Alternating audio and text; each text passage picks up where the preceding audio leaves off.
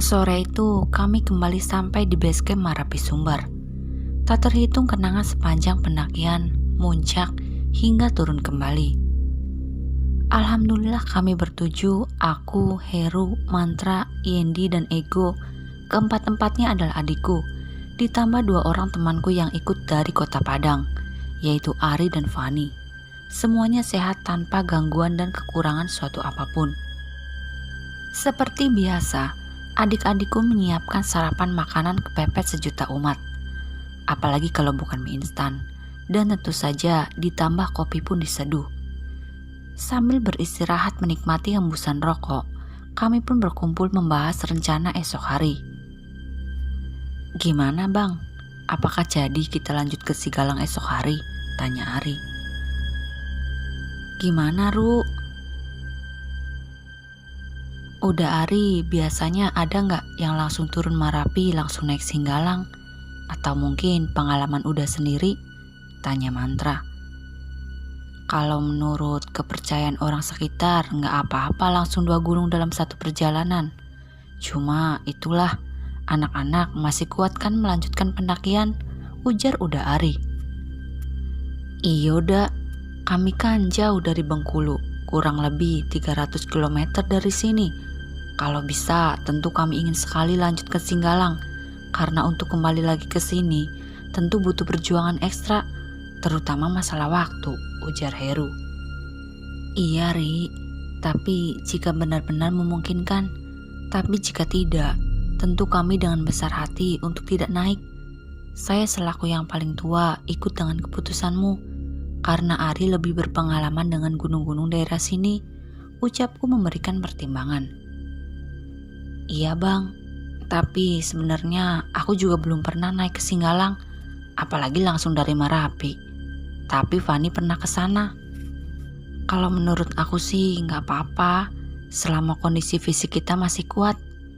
Gimana Van? Kamu kan pernah naik Singgalang, inget nggak sama trek dan jalurnya?" "Masih ingat abang-abang sekalian, Fani udah 2 kali naik ke sana, dan menurut Fani nggak apa-apa, besok kita lanjut." Akhirnya kami pun sepakat untuk lanjut ke puncak Singgalang esok hari. Hujan pun turun rinai. Dari jendela tampak pohon stroberi di sebelah musola tempat kami menginap tampak samar tertutup kabut. Ku tarik resleting sleeping bagku. Kulihat yang lain sudah terlena dengan tidurnya masing-masing. Pagi pun telah menampakkan wajahnya. Semburat cahaya matahari pagi dan lembut menampilkan siluet pemandangan sunrise yang sangat menakjubkan. Setelah membersihkan tubuh ala kadarnya di Masjid Kota Baru dan membeli bekal, kami pun packing dan berangkat menuju pos pendakian Gunung Singgalang. Jalan yang dilalui terus mendaki. Sesekali mobil kami terpaksa berhenti saat bersisian dengan kendaraan lain karena jalan yang semakin mengecil. Terlihat kiri kanan penenun, pandai sikek, tenunan tradisional khas Minang menghiasi pandangan. Mirip dengan gambar uang pecahan 1.000, celetuk adikku Ego yang juga merupakan peserta terkecil di antara kami. Ia baru duduk di bangku kelas 2 SMU. "Itu namanya penenun pandai sikek, Go," jawab Yendi, salah satu adikku yang kuliah di Kota Padang. Kami hanya nyengir-nyengir kuda melihat kekagumannya.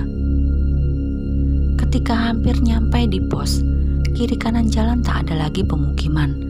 Yang tampak hanya pohon jeruk dan kebun sayuran warga, dan semuanya tertutup kabut. Aku sempat membatin dalam hati, kok aneh ya kabutnya. Di bawah tadi gak ada sedikit pun, dan meskipun kami berangkat berenam, tapi sunyinya lain. Sulit sekali untuk kujelaskan, tapi cepat kutepiskan. Akhirnya, tampaklah pemancar stasiun TV dan basecamp ala kadar, tempat melapor berada di sebelahnya. Setelah basa-basi, kami pun meminta briefing kepada petugas penjaga basecamp, karena hal ini yang terpenting. Seperti pun di daerah pemukiman, gunung pun memiliki kearifan lokalnya masing-masing. Kalian tentu sudah tahu dengan larangan-larangan umum di pendakian. Tambahan untuk Singgalang ini dijaga oleh sang putri, terutama telaga di puncaknya. Dan tentu masih banyak makhluk-makhluk tak kasat mata lainnya. Jaga kelakuan dan ucapan. Jangan buang sampah dan buang hajat sembarangan, terutama di Telaga Dewi. Dan jangan meninggalkan rombongan. Selalu tingkatkan kewaspadaan. Puncak memanglah tujuan akhir, tapi jika tidak memungkinkan, kembali pulang dengan selamat merupakan pilihan yang paling realistis dan selalu satu komando. Kami pun bersiap-siap. Dari dalam, terdengar petugas itu memanggilku. "Ada apa, Bang?" "Enggak, aku cuma mengingatkan. Tolong jaga ucapan dan kelakuannya, terutama adikmu yang paling kecil. Bisa jadi dia belum paham dengan etika mendaki," ujar petugas base camp. "Iya, Bang, insya Allah. Tapi aman kan, Bang?" "Aman. Cuman," jawab petugas basecamp dengan suara terputus. "Cuman apa, Bang?" tanyaku penuh selidik dan agak was-was. Enggak ada apa-apa. Hati-hati aja." Akhirnya kami pun berangkat dan memulai pendakian. Tampak awan sudah mulai gelap, pertanda cuaca tidak akan bersahabat selama pendakian. Kami pun mulai menapakkan kaki di pendakian. Sama seperti Marapi, kami sudah disuguhi dengan tanjakan tanpa bonus. Tanjakan berkepanjangan tanpa ada dataran atau landainya. Tentu yang pernah naik Singgalang paham dengan trek hutan pimping. Di trek ini, kita tidak punya pilihan lain selain membungkuk dan terus membungkuk melewati siring ciptaan air. Karena dari malam tadi sudah diguyur hujan, jangan ditanya lagi, lumpur sudah menutupi seluruh tubuh. Selama di hutan pimping, kita nggak bisa tuh lihat warna langit karena semuanya tertutup oleh pohon pimping. Kami pun berhenti sebentar mengambil nafas. Banyolan-banyolan khas mendaki pun keluar lagi. "Napa ketawa, Dang?" ucap Yendi sambil meletakkan carrier yang dibawanya. "Ngapain kita kayak gini ya? Harusnya kan kita bisa enak-enak tidur di rumah. Kasur empuk, makan enak, malah kesini," ucapku sambil tertawa. "Iya ya, padahal aku ada jadwal tunangan hari ini. Mana calon tunanganku cantik lagi," ucap Mantra berkelkar sambil tertawa ngakak. Kami berempat tertawa ngakak. "Tapi enak dipandang loh, Bang, sama ganteng semuanya," ucap Fani perempuan tangguh satu-satunya di rombongan kami. "Aduh, kapan ya terakhir kali aku diomongin ganteng sama cewek?" ucap Yendi sambil garuk-garuk kepala yang tidak gatal. "Kapan, Yen?" tanya Ego serius. "Bentar ya, aku ingat-ingat dulu, lupa aku," ujar Yendi tersenyum puas. "Oh iya, biar gak jomblo lagi pas nanti di Telaga Dewi, cuci tuh muka, biar aura kegantengannya terbuka, dan cewek-cewek bakal kayak ngantri sembako saat Krismon," ucap Fani. "Iya, aku pernah dengar juga mitos itu, jadi semangat deh dakinya." "Parah. Oh iya, kita lanjut lagi, terkeburu siang. Kasihan tuh Susi nungguin kita di atas, mana kopinya udah dibuatin lagi." "Siapa lagi tuh Susi, Dang?" "Entah," sambil tertawa diikuti yang lainnya. Setelah sekian lama berjalan tersaruk-saruk, kami pun sampai di pos 1. Dari pos 1 ke atas, tak lagi dijumpai hutan pimping. Selanjutnya seperti trek normal gunung lainnya. Hujan turun lagi. Kami memutuskan tetap berjalan tanpa beristirahat karena takut terserang hipotermia. Disinilah keanehan-keanehan mulai tampak, apalagi bagiku yang sudah agak sering mendaki. Hal yang sama juga dirasakan oleh anggota lainnya. Sunyinya semakin terasa, walau secair apapun kami memanaskan suasana dengan sesekali mengeluarkan guyonan lucu. dan kiri kanan mulai seperti ada yang mengawasi, tapi entah apa. Kami sepakat tidak menceritakan hal-hal seperti ini selama pendakian, karena bisa membuat down kawan lainnya. Bang, kok tidak ada pendaki yang turun atau naik dari tadi ya? Biasanya tanggal-tanggal begini rame loh, dan kayu-kayu besar sepanjang lintasan kok banyak yang patah, ucap Fani sambil mendekat agak berbisik kepadaku. Tapi kita masih berada di trek jalur yang benar kan Van? Mungkin karena cuaca, jadi sedikit yang mendaki. Padahal aku sudah merasa agak aneh juga. Padahal di basecamp banyak sekali mobil dan motor terparkir. Kok gak ketemu ya sama pendaki lain yang naik ataupun turun? Mungkin mereka sudah jauh atau sampai di atas, ujarku membatin menghibur diri. Insya Allah kita belum melenceng dari trek bang, karena jarang sekali yang kesasar di gunung ini. Karena kita hanya mengikuti jalur tiang dan kabel listrik dari pemancar TV yang di bawah, sampai nanti kita ke Cadas. Syukurlah. Tak lama kemudian, tampak rombongan pendaki turun dari atas sambil menandu rekannya, dan mereka berhenti ketika melihat kami. "Kenapa pak kawannya?" tanya Ari sambil mendekat. "Ini pak, kawan kami kram, tidak kuat lagi berjalan. Kami bopong kayak gini dari Cadas hingga sampai ke sini," ucap pendaki yang turun. "Waduh, lumayan juga ya.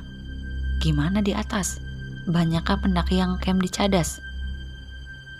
"Ada, cuman 2 tenda lagi pak. Kami udah 4 hari tertahan di Cadas, gak nyampe di Telaga. Cuaca di atas buruk pak." Aku dan Ari berpandangan. Terus motor dan mobil yang banyak di bawah, kemana ya orangnya? Ujarku dalam hati. Kami pun menawari mereka berlima rokok dan roti sambil ngobrol, dan aku pun memberikan Avidson dan pil penahan rasa sakit yang kubawa dari rumah untuk rekannya yang sakit. Tak beberapa lama, mereka pun pamit turun. Setelah mereka jauh, kami pun berkumpul kembali, menanyakan kepada anggota lanjut naik apa turun. Dan diputuskan lanjut naik apapun yang terjadi. Kami pun terus naik, dan suasana semakin sunyi. Tidak ada lagi suara candaan kawan-kawan. Mungkin karena terpengaruh suasana, mungkin juga mendengar keterangan pendaki yang turun tadi. Bisa jadi juga karena capek, 2 gunung didaki nonstop. Di kiri kanan mulai terdengar suara-suara tidak jelas, yang membuat semua bulu kuduk merinding. Ditambah lagi hujan yang semakin deras tanpa henti. Tapi kami sepakat tidak membicarakannya sejak dari bawah. Bahkan hal aneh apapun, tanggung aja sendiri dulu. Di perjalanan naik, kami bertemu lagi satu rombongan pendaki yang turun beranggotakan 4 orang dengan terpincang-pincang. "Otomatis tinggal 1 tenda di atas," ujarku. Aku sempat bertanya ke kawan-kawan lanjut apa turun. Tetapi mereka tetap memutuskan lanjut. "Memang pemuda-pemuda tangguh," ujarku pada mereka. Sesampai di Cadas, kami menemukan hanya 1 tenda tersisa. "Kita dirikan tenda di sini aja, tidak memungkinkan lagi kita lanjut ke atas. Hari sudah mulai gelap, cuaca buruk, dan tanah di sekitaran Telaga Dewi becek. Belum lagi pas melewati hutan lumut nanti. Resiko terlalu besar," ucap Ari. Tanpa komando, kami pun mendirikan tenda dan menyiapkan semuanya. Karena lagi hujan deras, sumber air pun menjadi semakin dekat. Karena Cadas membentuk pancuran air ke bawah. Hujan pun semakin deras, malam mulai menjelang. Kami pun mendirikan tenda berdekatan, mirip tungku 3 ditambah tenda sebelumnya. Kulihat arloji tuaku, tepat pukul 19.00, belum terjadi hal-hal aneh.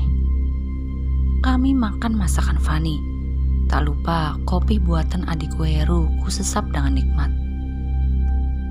Terlihat adikku Yendi dan Eko terus berkelakar dan terus tertawa melebihi kewajaran. Bahkan lihat kaca jam bututku mengembun aja mereka ketawa. Sempat dinasehati, diam sebentar, malah mulai lagi.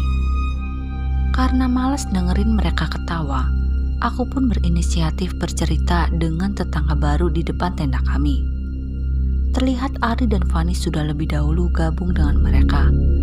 Aku ikut nimbrung di tengah dinginnya cuaca. Kami bentangkan flysheet di antara 3 tenda untuk sekedar tempat duduk.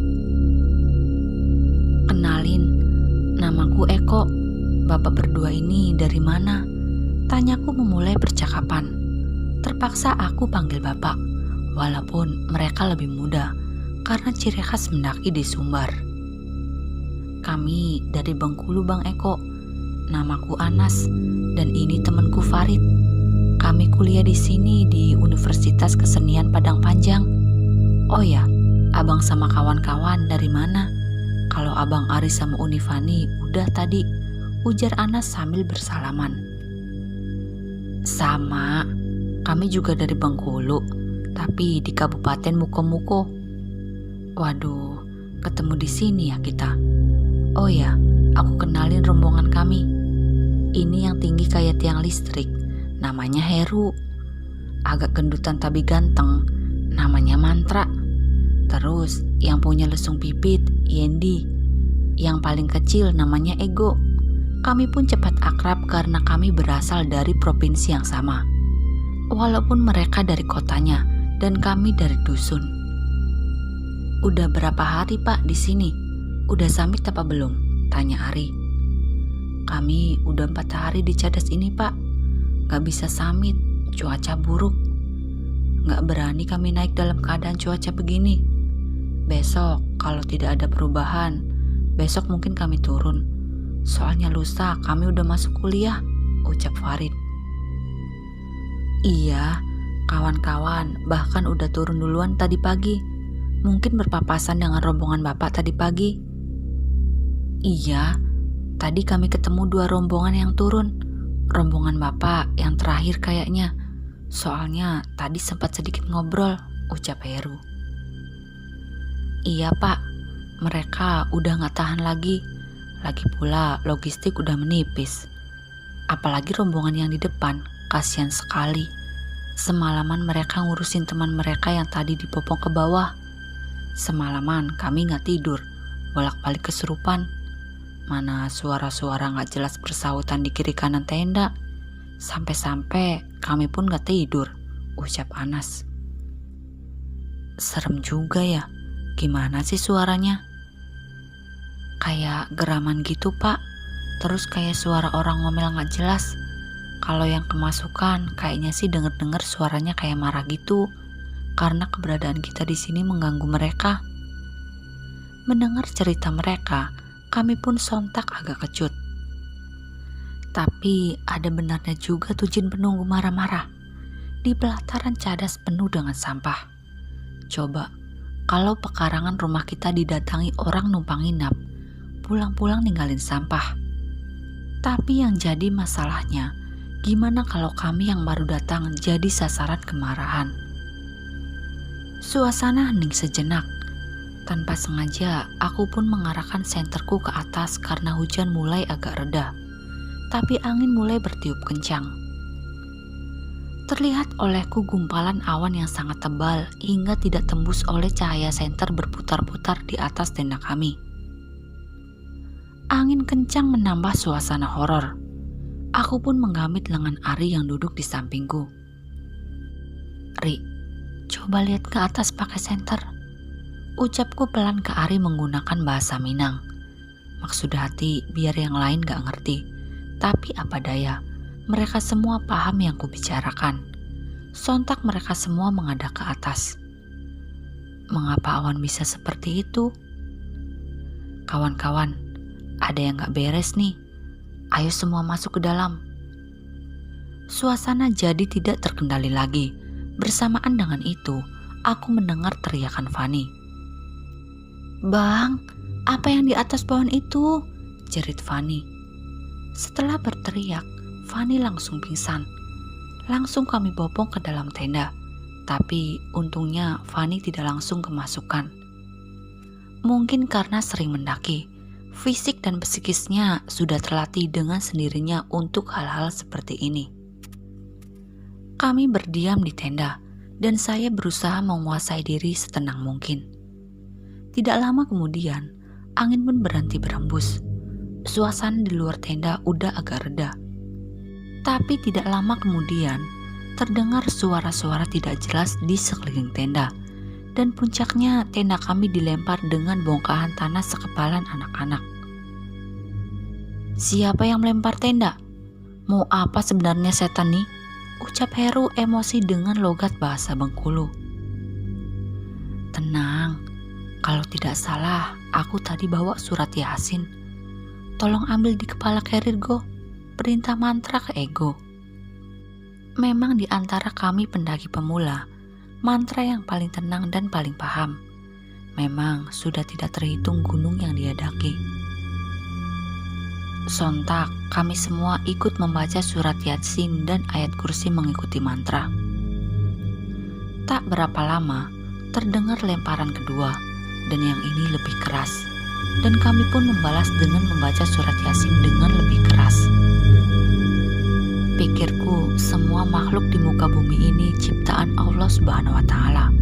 Dan kalau kami berserah diri kepadanya, tak ada siapapun yang sanggup mengganggu kecuali atas kehendaknya. Selang beberapa menit, suasana menjadi tenang, dan aku pun berinisiatif keluar tenda dan mengecek Fani yang tadinya pingsan. Ari, gimana keadaan Fani? Aman kan?" Sambil melihat ke dalam tenda mereka. "Aman bang, cuman sebentar tadi pingsannya, tapi masih agak lemah." "Alhamdulillah," kulihat Fani tersenyum, walau sedikit dipaksakan. Sambil kembali ke tenda, aku pun mengecek tenda Anas dan Farid. "Gimana Nas? Farid, aman kan?" "Aman bang, walaupun merinding," ujar mereka berdua. Malam pun semakin larut. Setelah sedikit bercerita, kami pun tertidur pulas. Efek kantuk dan capek akhirnya mengalahkan ketakutan. Pagi pun menjelang. Dari cadas terlihat sunrise yang sangat indah dengan latar Gunung Marapi. Benar-benar mahakarya ilahi yang sedemikian agungnya. Orang-orang sombong dan merasa paling hebat harusnya melihat keagungan-keagungan seperti ini, biar mereka tahu bahwa yang mereka sombongkan hanya seujung kuku di hadapan Sang Pencipta. Namun hanya sebentar, tak lama kemudian hujan, disertai angin pun kembali turun dengan derasnya. Rencana summit pun berantakan. Tak berapa lama, ku dengar panggilan Anas dan Farid. Ternyata mereka sudah packing dan beres-beres mau turun. Sisa logis mereka tinggalkan pada kami. "Bang, kami pamit turun dulu. Sepertinya cuaca tidak mendukung juga untuk summit hari ini. Rombongan abang masih stay berapa hari di sini, biar nanti kami kabari ke pos."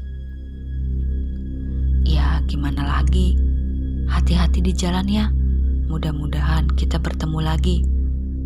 Kami bertahan sehari lagi kalau tidak memungkinkan summit hari ini," ucapku sambil menyalami mereka berdua. "Siap bang, nanti kami kabari pos di bawah. Tetap utamakan keselamatan rombongan ya bang. Dan kalau udah di bawah, jangan lupa kontak kami, biar mampir ke kosan sekedar melepas lelah. Nanti kami jemput." Inilah salah satu yang membuat aku selalu pengen kembali ke pendakian. Persaudaraan mudah sekali terjalin di sini. Di sini manusia terasa lebih manusiawi. Mereka pun berangkat setelah bersalaman. Tapi kami harus melewati semalam lagi di sini, dengan hanya 2 tenda tersisa. Dan iseng-iseng, aku pun bertanya ke mereka, "Bagaimana kawan-kawan? Summit dengan segala risikonya esok hari, apa kita turun hari ini?" "Lanjut," jawab mereka kompak, dan aku pun nyengir mendengar semangat mereka. Hari beranjak siang dari sepenggal han. Kini hanya kami yang tersisa di cadas ini. Cadas yang terbentuk dari lelehan lava hasil dari aktivitas vulkanik dari Gunung Singgalang sebelum meletus 2000 tahun lalu. Gunung dengan ketinggian 2877 mdpl ini meninggalkan kawah dalam bentuk telaga yang sangat indah. Telaga Dewi konon dinamakan demikian karena merupakan tempat pemandian dewi-dewi di waktu-waktu tertentu. Dan menurut mitos, mencuci muka di telaga ini bisa membuat muka bercahaya dan lebih menarik. Seharian suntuk kami menunggu cuaca membaik. Detik ke detik, jam ke jam terasa sangat lama bergerak. Dan yang paling anehnya lagi, di tengah cuaca yang mendung, awan yang malam tadi kami lihat berputar-putar di sekitaran Cadas muncul lagi. Lalu pergi berulang dan terus-menerus. Siang, alhamdulillah tidak ada gangguan berarti, kecuali cuaca dingin yang luar biasa, efek hujan yang turun terus-menerus. Dan tentu saja, rencana summit ke Telaga Dewi gagal total siang ini. Sore pun menjelang, memancarkan rona jingga yang sedemikian indahnya. Tapi jika senja datang, tentu sebentar lagi malam menjelang. Ayo masuk semua, bentar lagi maghrib. Ucapku memberi perintah ke rombongan yang masih asik bercengkrama sambil memandang sunset yang hanya muncul sebentar dan hujan kembali. Oh iya bang, kok nggak ada pendaki yang naik hari ini? Ujar Aris sambil masuk ke tenda. Iya ya Ri, mungkin karena cuaca buruk. Mungkin lah bang. Kami semua pun masuk ke tenda. Tentu jaket dan sleeping bag langsung dipakai. Kaos kaki bola 2 lapis disarungkan. Kalau besok masih seperti ini cuacanya, gimana Dang? Tanya Yendi padaku. Terpaksa kita turun. Logistik, pakaian, dan kondisi tubuh kita tidak memungkinkan lagi. Jika dipaksakan, bisa bahaya nanti. Dan untuk menjaga semua kemungkinan, tolong kalian jaga kelakuan. Jangan bercanda berlebihan.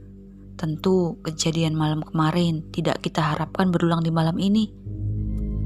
Mereka pun menganggukkan kepalanya. Tapi karena pesan tadi, suasana menjadi sunyi. Ku dengar kawan-kawan di tenda sebelah sudah tidur nyenyak. Adik-adikku juga sudah terlelap, tinggal mantra yang siap siaga dengan surat Yasin di tangannya. Dan aku yang menyeruput kopi siap menghadapi semua kemungkinan. Malam semakin larut. Kulihat arloji tuaku menunjukkan pukul 21:45. Dari kejauhan, ku dengar sayup-sayup suara tawa cekikikan. Jauh sekali rasanya di atas Cadas. Dan celakanya lagi, semakin lama suara itu semakin mendekat. Mantra memberi isyarat kepadaku untuk diam dan memintaku mendekat. Dan kami pun membaca surat Yasin bersama-sama. Dan suara itu perlahan menghilang. Man, tidurlah duluan, biar aku berjaga. Ucapku pelan kepada adikku. Iya kak, udah gak tahan lagi. Tinggallah aku sendiri duduk mematung, berharap tidak terjadi hal-hal aneh lagi. Tapi mataku kok seperti tidak ngantuk sedikit pun. Kulihat arloji tuaku sudah menunjukkan pukul 01:30 dini hari. Lamat-lamat di luar tenda, terdengar suara air di kolam kecil yang kami buat siang tadi. Terdengar suara air ditimba.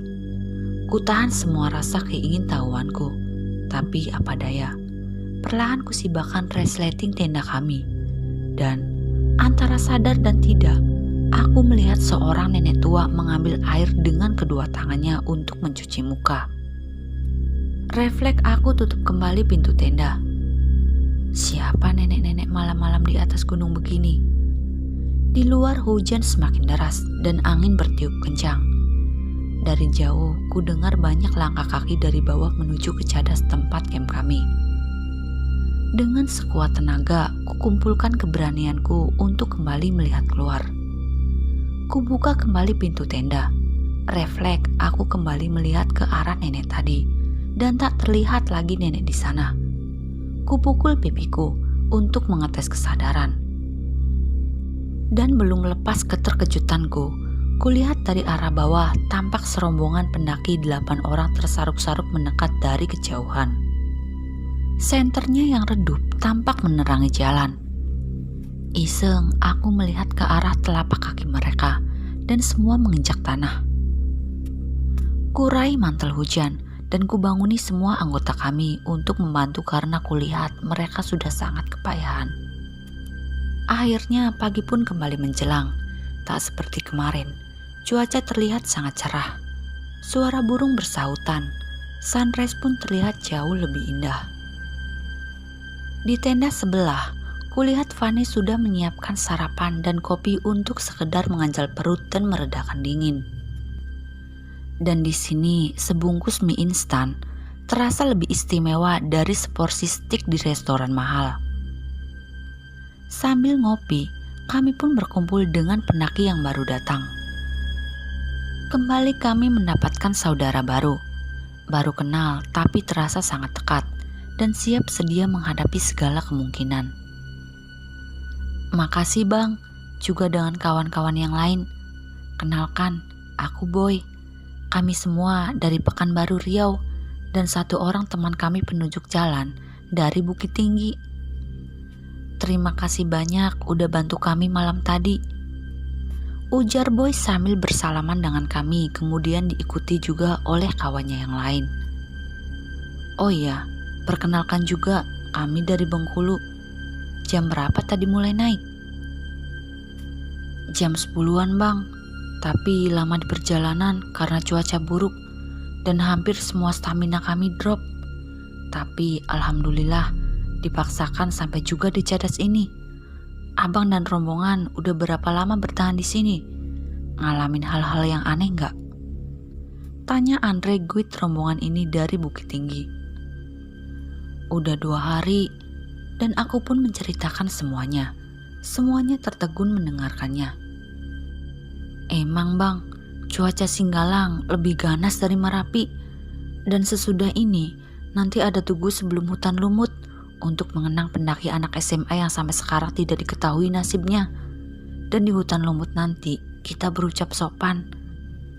Karena di sana konon ada pintu ke dimensi lain yang sewaktu-waktu dapat terbuka. Akhirnya dengan menyiapkan bekal, kami pun melanjutkan langkah ke Telaga Dewi. Setelah Cadas yang tidak begitu tinggi, terlihat tugu peringatan di sebelah kanan jalan yang agak terlindung oleh semak lumut. Karena sesudah ini vegetasi akan berganti dengan hutan lumut. Tugu yang mungkin didirikan oleh keluarga korban yang hilang beberapa tahun yang lalu. Sebagai bukti sayang dan cinta mereka terhadap orang yang mereka kasihi pernah menapak di sini. Atau mungkin buatan kawan-kawan sesama pecinta alam sebagai pengingat kita agar lebih hati-hati. Kemudian kami memasuki vegetasi hutan lumut. Dan dari sekian banyak keindahan di Singgalang, inilah maskot yang paling ikonik, yang paling indah dan yang paling berkesan. Tidak didapat dari pendakian-pendakianku sebelumnya. Hutan lebat yang digelayuti lumut bermacam jenis dan warna. Gabungan dari keindahan dan misteri, serta kengerian yang begitu kental. Sesekali aku celingukan melihat ke belakang memastikan anggota kami lengkap. Takut kesasar ke portal dunia lain, seperti cerita-cerita mitos. Tak berapa lama, kami pun sampai di tepian telaga.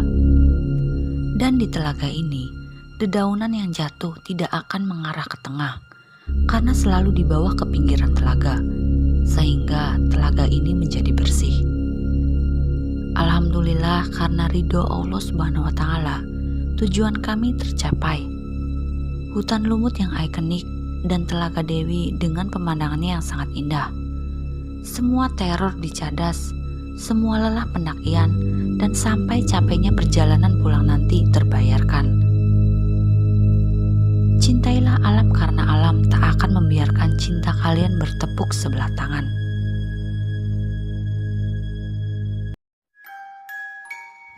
Jika kalian ingin berbagi cerita kepada kami, silahkan DM ke Instagram atau email kami yang ada di kolom deskripsi. Sekian dan terima kasih. Salam dari kami, keluarga pendaki.